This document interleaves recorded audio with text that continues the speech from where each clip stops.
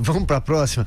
Pesquisa XP e PESP aponta que a avaliação negativa do governo do presidente Jair Bolsonaro subiu 5 pontos e atingiu 36%, ficando pela primeira vez numericamente à frente da avaliação positiva, que oscilou 1 ponto para baixo e atingiu 34%. De acordo com o estudo, a avaliação negativa do governo Bolsonaro cresce desde fevereiro, quando estava em 17%. Já a avaliação positiva tem recuado. Em fevereiro era 40%. Ainda segundo o levantamento, o número de pessoas que consideram o governo regular caiu para 26% na terceira semana, ante 31% na primeira semana, indicando migração desse grupo para o campo da avaliação negativa. Alexandre, você começa falando dos números aí? Olha, o ponto é o seguinte: o presidente, ele herdou um país com problemas, é fato, é óbvio, não há dúvidas.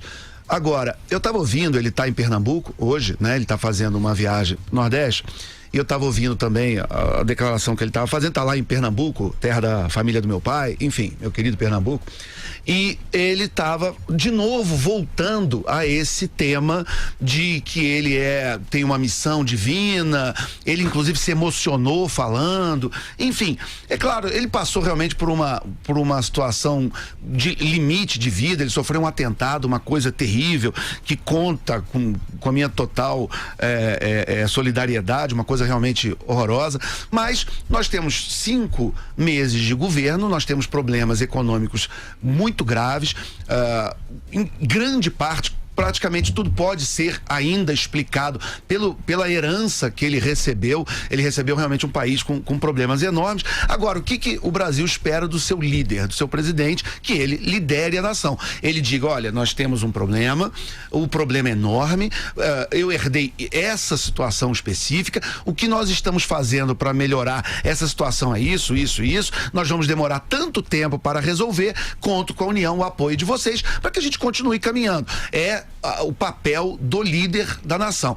Quando ele vai mais para esse caminho do ungido, uma coisa meio religiosa, e faz declarações do tipo que eu acabei de ouvir, que ele acabou de falar no palanque, eu sinceramente fico preocupado. Eu não sei realmente para que lado que o discurso presidencial vai seguir. Eu espero que ele e que conta com toda a solidariedade da nação em relação ao drama pessoal que ele passou, óbvio, evidente. Então todos, não tem como não se solidarizar com ele em relação ao que ele passou, mas nesse momento específico da nação, com os problemas que a gente está enfrentando e com os desafios, eu acho que a população também está demandando, e aí vamos ver também como é que vai ser o sentimento das ruas domingo, mas o que a população está demandando também é que, porque o que a gente vê desses movimentos que estão organizando as manifestações são pautas que dos 3 poderes da República focam muito em 2 poderes, ou é CPI da Lava Toga, entendeu? Ou o problema é o STF, ou é o Judiciário, ou o problema é o Congresso, o Centrão, enfim. Mas dos movimentos que estão organizando as manifestações, não aparecem pautas, pelo menos que eu tenha visto, que cobrem qualquer tipo de coisa do Executivo, como se o Executivo estivesse até agora livre de críticas ou acima do bem e do mal. É isso mesmo, nós vamos checar com as pautas das ruas e vamos continuar checando nas pesquisas de opinião que estão sendo feitas, onde o brasileiro parece estar ficando cético, e alguns dados dessa pesquisa chamam a atenção, como a elevação, se não me engano, de 3% para 10% dos brasileiros que já atribuem ao governo culpa pela situação econômica do país. Então, nesse sentido, é que eu acho que a liderança do país poderia ser exercida com uma agenda mais propositiva e onde ficasse mais claro para a população qual é o tamanho do problema, o que precisa ser feito para ser resolvido, quais são os recursos que precisam ser alocados para resolver esses problemas e mais ou menos em quanto tempo a gente pode esperar melhoras sensíveis nas questões que interessam diretamente à população. Ô Vera, qual é a tua leitura aí desses dados? Tem dados bastante interessantes na pesquisa. Ela também mostra que a maioria quer que o governo negocie com o parlamento, não imponha a sua pauta e nem que o parlamento emparede o governo. Então, a negociação política, e aí acho que a pesquisa até faz uma ressalva, mesmo que isso signifique mudar o discurso, tem o empenho, tem o aval, tem aí a adesão de uma grande parte dos que responderam à pesquisa. Eu acho que ela coloca, o fato dela mostrar pela primeira vez, numericamente abaixo, a aprovação ao Bolsonaro em relação à rejeição, coloca algumas questões para o que virá no day after da manifestação deste domingo. A manifestação vai ocorrer, já sabemos, ela passou aí por uma adaptação de discurso ao longo da semana. O governo tirou um pouco o pé, aconselhou seus ministros a não irem, o presidente decidiu não ir, mas ela está posta e ela tem ali algumas pautas ou subreptícias, subliminares ou declaradas que são contra o governo, que são contra o Congresso, aliás, de confrontação com o judiciário. Se isso prevalecer, se isso for uma nota dominante das manifestações, o que fará na segunda-feira um governo com esta avaliação em baixa, porém que vai se sentir empoderado por uma rua, ainda que esta rua não represente o conjunto da sociedade? Investirá mais, notadamente, nesta pauta de confrontação com o Congresso? Se, por outro lado, as manifestações forem aquém do que se espera, do que o governo espera, do que seus aliados esperam, e somando com essas pesquisas, o governo dará uma demonstração de fraqueza, de tibieza, num momento em que é ainda incipiente o mandato do Jair Bolsonaro, que tem menos de 6 meses. Essa é a razão pela qual quem tem aí algum tipo de experiência em política, em cobertura de governos, nota o caráter bastante perigoso de um governo se associar a uma manifestação. Um governo que está iniciando, um governo que tem a chancela popular, porque essa chancela está muito fresca, ela veio das urnas.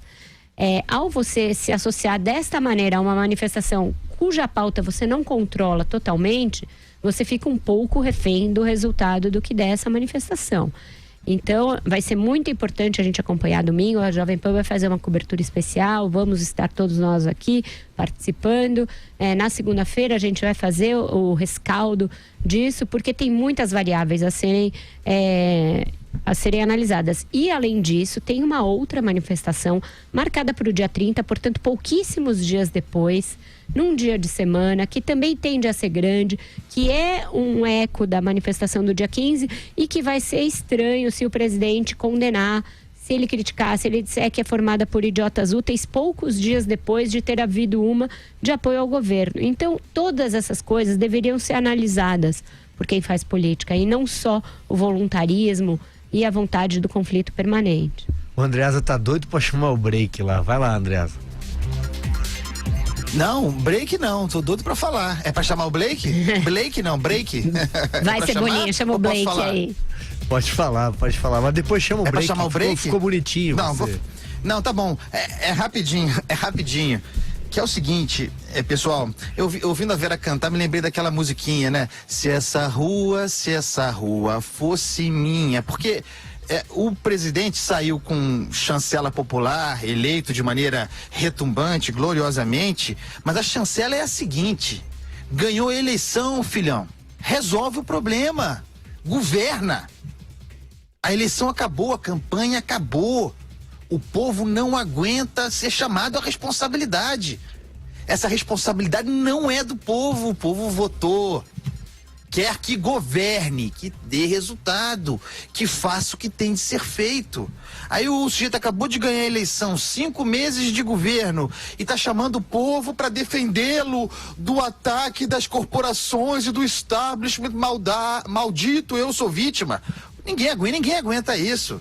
Bolsonaro, o senhor planejou para isso, o senhor se preparou para ser presidente, o senhor fez campanha durante 4 anos, quis ser presidente, não foi ungido de Deus, quis ser presidente, ganhou a eleição, agora governa, gente boa.